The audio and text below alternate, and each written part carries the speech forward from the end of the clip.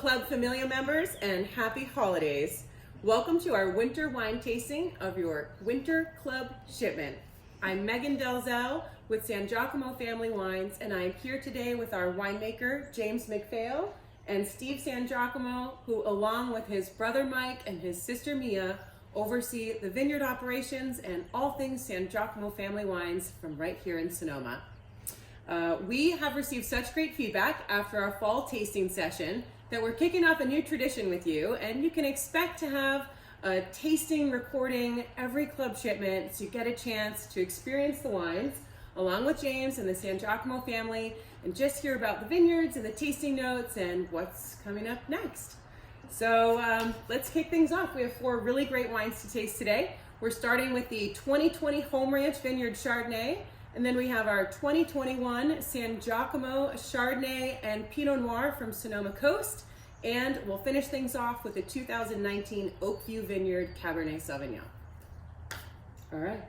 Everybody has Home Ranch Chardonnay glass. Ready. Rock and roll. Okay, James, we've actually queued up questions from our club members this time. Thank you, all of you who participated in our little questionnaire. So I'll have some tidbits along the way to throw in from them so that we're just bridging the gap. Can we sip the wine? Can we sip the wine? Yes. Happy holidays to you both. Thank you so much.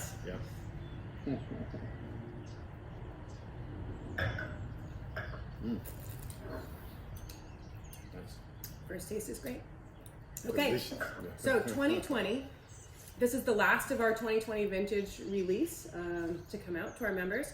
The Home Ranch Vineyard is, of course, near and dear to everyone's hearts here, as we say. It's also one of our smallest production Chardonnays and very desirable. Everyone always gets excited about this release, so if you've already opened a bottle, hope you enjoyed it.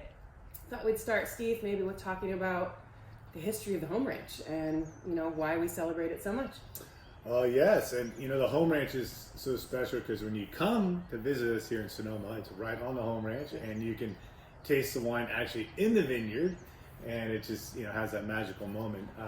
But if it's at home right now, it's magical as well, I'm sure. But so Home Ranch is obviously near and dear to our hearts, where we started family business. My grandfather in 1927. This year we're celebrating over 95 years farming the Home Ranch here, and obviously it was pears back in the 20s and all the way through the 80s, and we're actually celebrating 82 was the first year we planted wine grapes in the Home Ranch, and we do still have a little 82 left. But this particular vineyard, our Home Ranch, comes from our Old Wenty selection right here, just due south of the Tasting Terrace. And the one thing I say about Home Ranch, and there's 15 wineries that source fruit from the Home Ranch Chardonnay, exclusively almost all Chardonnay.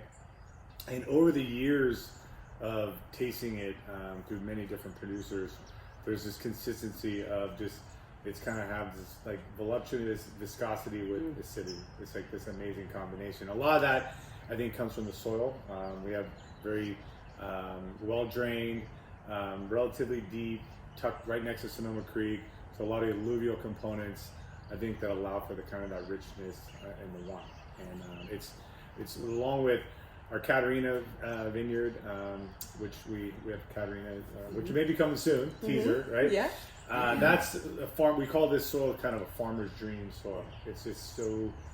If there is such thing as easy farming, this soil kind of allows that kind of easy farming, verb, I'd say. So that's why it's. I wish we had more Home Range soil. I can tell you that. Old Wenty, coming from a farmer's dream vineyard. You want to talk about barrel usage for the wine, malolactic conversion, how you draw out kind of the components of the vineyard, and how it's expressing itself into the glass. Well, it is a winemaker's dream because it is a perfect combination of soil, site, clone, etc. So it's when you look at wine is really reflective of its site. And so, like Steve was saying about, here we are in Carneros, we've got cool maritime breezes and fog and wind, and so all these elements kind of contribute to the end result, the wine, and that's what makes Home Ranch special. From a winemaking standpoint, I think I've kind of mentioned before that I'm kind of old school, traditional in my winemaking protocols. You've probably heard a very familiar saying from other winemakers before about how it starts in the vineyard. Wine is made in the vineyard. Mm-hmm. It's true. It's made in the vineyard. That's where it starts. And so, does that mean you have barrels in the vineyard? That's true. That's right. Yeah. You start right there. Right there. Just yep. Right there. Crush it right into the barrel. But no, it's I always use the example of a chef, because I think food and wine, of course, goes hand in hand. Yeah. But people can also understand the concept, because we've all been in the kitchen, and we know those that love food and great chefs. Obviously, we start with great ingredients. So if you start with great ingredients, you have less to do in the cellar. You don't have to use additives. You don't have to manipulate it. You don't have to do things to coax certain components out of the wine. It does come naturally. Mm-hmm. So when we talk about being kind of a non-interventionist or a minimalist in winemaking, it's the best of both worlds, because that's what I do. I don't have to do a lot. So with that said, winemaking, once the fruit is hand harvested, brought to the winery, goes straight into the bladder press. If I want the fruit at 7 a.m., it's usually there at about 6:58. You leave the forklift out. Or I leave the forklift out. That's drop it off at 5 in the morning. Right. That's true, and that's my wake-up call, because my bedroom is right near the driveway, so there's the beep, beep, beep, beep. But it's usually in the bladder press within a couple of hours. We're ready to go by like 7 a.m. In the bladder press, whole cluster pressed, take that juice, home ranch, goes straight to barrel. So typically we'll go to tank, let it settle for 24 hours, and then take the juice off what settles into barrel. We don't do that with home ranch. I want to capture all that goodness that we press out. So it goes straight to barrel, 100% French oak, of course, about 25% new. And this is the time where I'll make a decision as to whether or not we go native fermentation. Depends on the vintage. What did Mother Nature give us? And of course the quality. Quality is always excellent, but that's when you grade. That's when you grade the fruit coming in. That's right. That's what I grade. What's it look like? What's it look like? So. But no, vintage will really drive whether or not we go native fermentation, or we'll inoculate it with a yeast specifically for Chardonnay from Burgundy. Let's talk about the aromas and flavor profile for this wine. Yes, Mr. Winemaker. So walk us through it. Well, you mentioned I gave away the citrus. Yeah, you mentioned the citrus, which is always a very strong component. When you take the citrus a little bit further, I get almost like a. My mom, I loved growing up. My mom made really good lemon bars. Yes. And so that pastry crust, lemon zest. That's what I always get out of home ranch. Beautiful aromatics too, of like passion fruit, stone fruits. I also get, it's very floral to me, always, kind of like white, almost like a white rose petal component. And that has been consistent vintage to vintage. And so we're starting to get kind of a DNA thumbprint, so to speak, of what this really gives you. What's your prediction in ageability of all the home ranch Chardonnays in general? If you could classify and say this wine has an average age range for peak tasting, and then would this vintage be any different?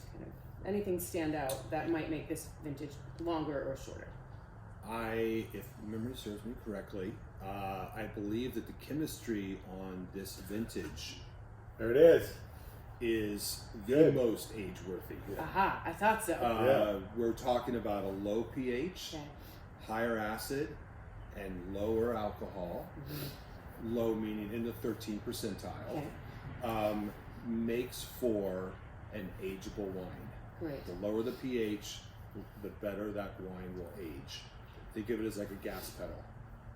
So the higher the pH, the more you push the gas pedal down, Okay. the faster it will age. So that's kind of a basic scenario of how you look at a wine and its ageability. The beauty of Carneros and the Sangiacomo vineyards here is that we naturally get high acidity and lower pH. So age worthiness of this specific vintage, I think this wine will be beautiful for 8 to 10 years. So talking about the future and ageability, we did actually get a great question from club members. Steve, this one's for you. Let's talk about farming response to climate change. You know, are there things you're looking ahead to the future? And obviously there's a lot of conversation happening about climate change. And is there anything that you can do in the vineyard to help your response to that? Yeah, I mean, I think climate change is, as we're all aware of it, right? In terms of just, a learning. To me, it's about a learning process each year. As we continue to learn, our vineyards, and you never stop learning. And even after 50 years of growing wine grapes, we're still learning each year. So for us, knowing each site as we redevelop vineyards, we're making sure that we put proper rootstocks in. Row spacing becomes a big issue for sun light direction. Irrigation, we're very conscious of. Obviously we had a hot little spell during 2022 harvest. Is that the norm? Is it not? So with that, we're able to make sure that we can maintain vine health. I think number one is vine health, to mitigate all these potential, obviously, droughts and heat events. Could be big rain events. Hopefully get rain events, right? Hopefully it does come back. So, but I think it's more for us, just keeping vine health. So with composting and just soil health is important, right? Talking about farmer's dream, it's just soil, right? So, but then irrigation is huge. Irrigation, vines are a drought tolerant plant, but they do need water. We're not in France where it rains every day. Get that question. Well, how come in France they dry farm? Well, they don't really dry farm because it's raining. Mother Nature rains all summer. So, but we do have irrigation technology that will allow us to really understand what the plant is using, what it's evaporation, transpiration. Say that 5 times. Yeah, there you go. Throw some dice. What the plant actually needs. So it's all those things, components.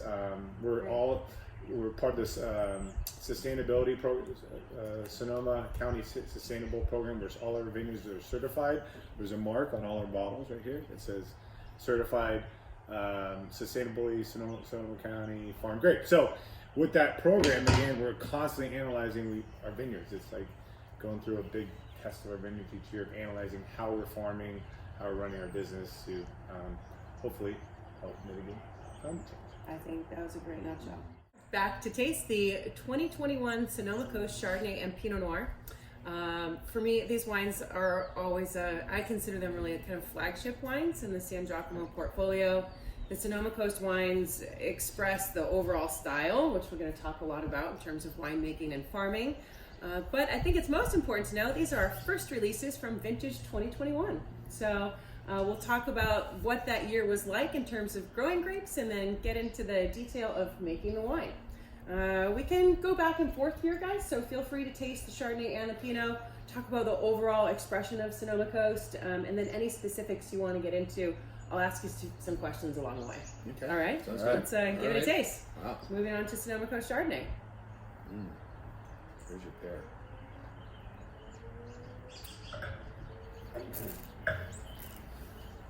Tastes like a bunch of complex wine. Wow. I wonder why it's complex. Well, so let's start with the philosophy of Sonoma Coast Chardonnay and Pinot, really. What are we trying to accomplish with these wines? We want to showcase what Sonoma County has to offer on a kind of a global stage of the world's best Chardonnay and Pinot Noir. Wow. Right? Yeah. The goal here is to ideally sit down at a table with great Burgundy, which is kind of, we always kind of refer to Burgundy as, kind of the home of course, Chardonnay and Pinot Noir, the birthplace, the everything, and have these wines, go neck and neck. If not, Exceed. exceed. I feel like this Sonoma Coast for us wines needs to check a lot of boxes, right? Check a lot of boxes that you can drink before dinner, during dinner, after dinner, right? Based on style, and it's that complexity that we're talking about. And a lot of it, I think, comes with the multiple vineyards. We have 5 different vineyards in there and 5 different clones. That's a lot. That's right. It's like 5 and 5. Maybe we should put that on the label. 5 and 5. Oh, new label. New SKU. So, but we do. Let's talk about the vineyards. Yeah, so we keep. So our family farms 14 vineyards here in Sonoma County, all Pinot and Chard, and as when we started the brand in 2016, it was we started with Home Ranch, which is we just tasted. Green Acres, our first vineyard ever planted, and Robert's Road, because it was kind of our pedal in the gap expression. And then every year we've kind of grown it. We've grown different blocks. This year we've added our El Noviero vineyard, which is in Carneros, and then our Catarina vineyard, which is also here in Carneros. And so with that, someday I want to have all 14. Someday. When will that be? I don't know. The crystal ball. I have some ideas. Maybe we should have them. We'll put a poll up there. That's a good idea. Which vineyard next? Which vineyard next? So, but again, I think a lot of it is 5 different clones, but it's also the sites, right? The complexity of these sites, from Robert's Road and Pedal in the Gap to our Carneros vineyards, and then here with the San Pablo Bay and all the coastal influence we get from the Gap, it pours over here. So it's that combination of soil that I talked about with a Home Ranch, with all the soil. You have Green Acres with the meandering creeks of 3, and you have that little more textural elements of the soil over there, and then you have El Noviero, which is on a hillside. You have that hillside up component, and then we have Robert's Road, and Robert's Road. It's in the Pelham Gap, right? That's our coolest site that we grow for our Pinot Noir and Chardonnay. So it's all that, those nuances that each vineyard brings, along with your wine. Yeah. How does all this fruit come in? So we have all these different vineyards, 5 different vineyards that, Sangiacomos are farming, and when they come into you, what happens? Does this all go together, or how does this wine become the sum of the parts? Sure, it's a great question. So obviously every vineyard and every block is monitored individually. So between Steve's crew, I also have a viticulturist. We're watching every vineyard and every block every 2 to 3 days once we get close to harvest. So everything is harvested individually, brought to the winery, and processed separately. So there's no blending. Each vineyard stays on its own. We want to do that for many reasons. One, of course, we want to, establish that DNA of that vineyard. Kind of get that. What does this vineyard, give? And then also gives you more power at the end to blend. To sit around and go, okay, well, this vineyard gives this block gives this. That vineyard over here gives something else, and so that's the beauty of being able to have everything. Steve and I kind of joke, gives you more options, right? At the end, options. Love options. So, but those options are important because more options gives you the greater, opportunity to put a perfect blend together. So let's talk about Pinot. I think we parallel probably some of the same things, right? Individual lots arriving at the winemaking facility. And then how is the winemaking different? What happens to the Pinot grapes upon arrival? So the philosophy is the same, so I won't repeat that as the Chardonnay, of course. But when it comes to winemaking, we've, a good point to make is, when I started in this industry in kind of the mid-90s, that was a time when California really started to figure out Pinot Noir, right? We knew where to grow it. We finally learned where to grow it, right? It does not grow well in Napa. It grows well in the cooler climate, maritime influenced areas of California. So our wine making protocols, or the practices that we do in the cellar to make the wine, of course, again, goes back to Burgundy. We learned a lot from winemaking in Burgundy for both Chardonnay and Pinot. The difference is we still apply the same procedures, but with California fruit. So it's very interesting. So when I go over to Burgundy and I'll visit producers and talk winemaking and everything else, they're doing the exact same thing. Wow. Because that's what we learned from them. So we're doing the exact same thing. But it's those protocols, it's that practice on California fruit. James, you mentioned something that actually reminds me of some very early lessons that I learned in this business about thin-skinned grapes being one of the most difficult to farm. Yes. And it's just sort of this fact that you learn over time that Pinot Noir is one of the most challenging grapes to grow, and you know, it takes just the right farmer to do it. Mm-hmm. So I think this is a great chance, Steve, to hear from you. Why Pinot? Well, it's like, you know that you? saying thin-skinned people, right? That are like ornery and they're sensitive and all those things. Moody. But they can be the best people in the world too. That's cool. So Pinot Noir. Our family's actually been farming Pinot Noir for over 50 years. So we're one of the longest growing growers of Pinot Noir in California. So not the longest, but one of the longest. So we planted our first vineyard, Green Acres, in 1969.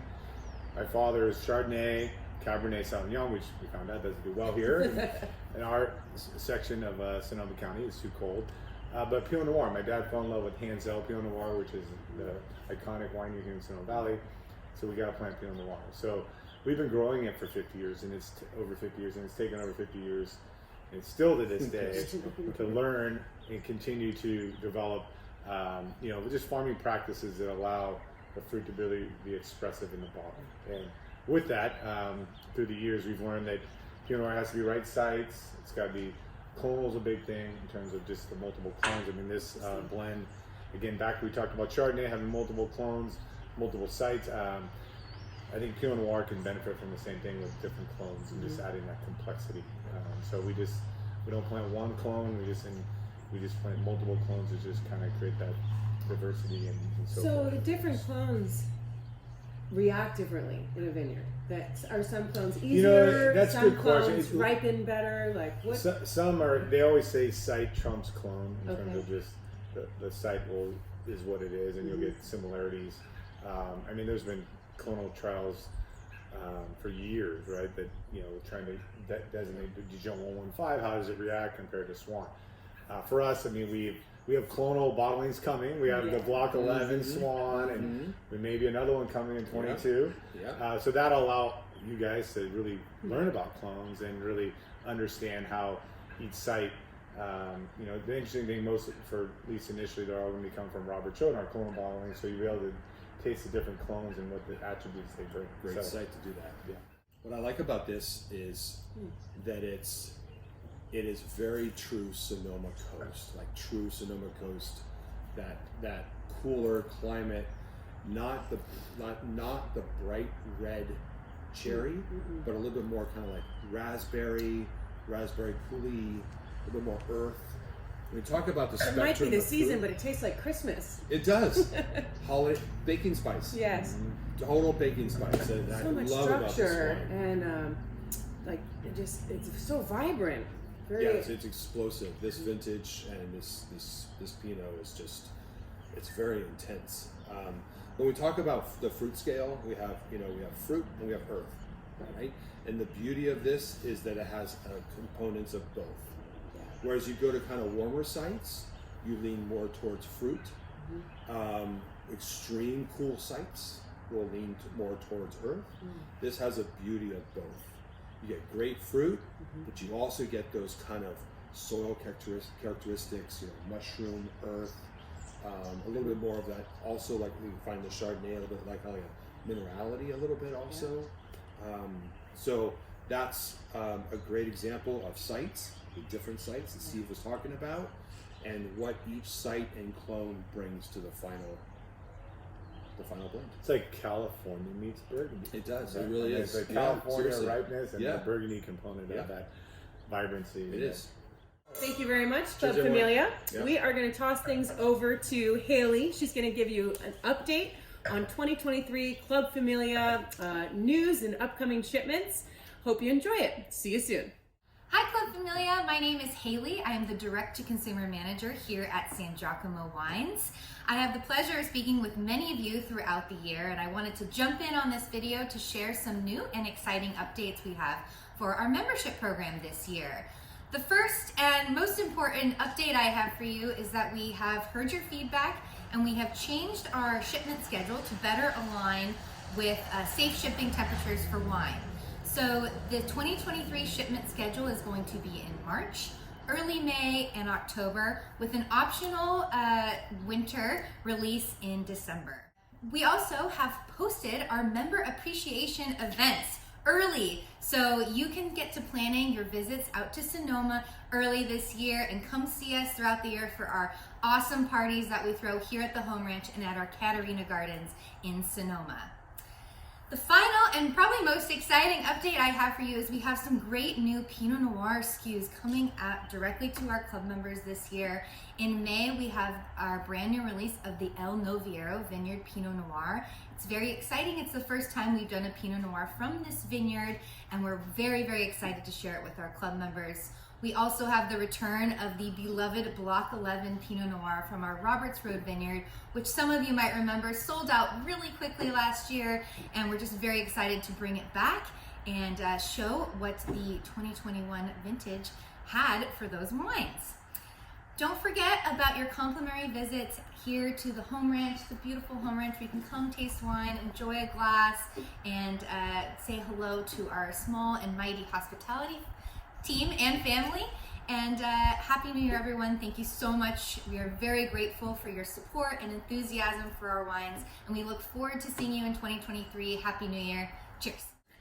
Thank you, Haley. All right, we are back for our final wine here for the winter club shipment with a very popular wine in the portfolio, the 2019 Oakview Vineyard Cabernet Sauvignon. Comes in a very beautiful bottle over there, thanks to Steve. And as many of you know, this is one of our highly allocated wines. We only made enough to allow for one bottle per club shipment, so we hope that if you kept that in your release, that you take some time to enjoy it. It's certainly a special bottle of wine, and we'll take a little bit of time to talk about it. Let's kick things off. All right. Why, for both of you, so go one by one here, why is this wine so premium? I mean, we talk about only 4 barrels and it's aged what seems like forever before it's released. But really what makes this wine so special and rare, really? Well, I think part of it comes back when we started the wine brand in 2016, and we were known for Pinot Noir and Chardonnay, and then we had this jewel of a vineyard in Napa, or Oakview Vineyard in Oakville, in Napa Valley, and we had to make a Cabernet from there, and so it was such a secret that James didn't even know about. He'd been buying it for 20 years. You have a vineyard in Napa? So it's a vineyard we bought in the 80s. We're partnership with the Noir family of Napa as well. And we made it, the idea for the Cabernet was I told James is make the best of the best. This is a showcase wine, just like we do all of our wines, our vineyard designated wines. And so with that was his goal. That was his marching orders, I guess. And he's definitely achieved it. I always enjoy hearing you discuss what kind of coopers you use them as your spice rack, as you say. Yeah. So what was in your mind when Steve gave you, make the best of the best? I can only imagine where this went. Take him to, he walked us through his whole formula of how he did it. And the heart palpitations of making an Oakville Cabernet was, I was honored, of course, but I was a little bit nervous, because all of a sudden you're playing with, almost the highest level of you are playing with the highest level of Cabernet producers in North America. So it was a challenge, but I'm wired that way. I actually thrive a little bit with good challenges. So because I love it, I love sinking my teeth into it. My first Cabernet that I made on my own was 2003, and I learned a lot from that. I love making Cabernet because it is a very different hat. totally different lens to look through. Yeah. You have to take your Pinot Noir Chardonnay hat off, and you have to put on your Cabernet hat. Because you look at not just growing, ripening levels, what you do in the cellar. French oak, you know, is a lot more aggressive, totally different. And so it's a really fun little escape from the world of Chardonnay and Pinot Noir. What made your family kind of first interested in going over to Napa? Well, Will Nord, who's a good friend of my dad and uncles and aunt, he lived over there, and he found this vineyard in the 80s, like 88, I think, 87 or 88, and it just not many vineyards came for sale, especially that time. So, at the time it needed to be replanted. It had phylloxera and so forth, so we just kind of had a clean slate, and it just. Wish we bought more of it. Wow. Talk about allocated, right? I mean, it's a highly allocated vineyard. We only make 4 barrels because that's all the grapes that we've been able to get from that vineyard, right? There's quite a few tucked producers. on Skellinger Lane. It's actually on the border of Oakview and Rutherford. So, but it's next to Bexhofer, Orchard Thirds across the street, and there's a couple other high-end vineyards right on that side. It's in the right neighborhood. Right neighborhood, right neighborhood. So, Yeah. But no, it again. It's planted, just redeveloped. Since then, it was we planted in the late '80s, and then we had to redevelop it in the early 2000s as well. So it's kind of in peak. So it's like it's rock and roll. And mature. Oh yeah, they're mature and they're just developing, producing. This is a beautiful wine. Of course, something about making cab. Big difference here.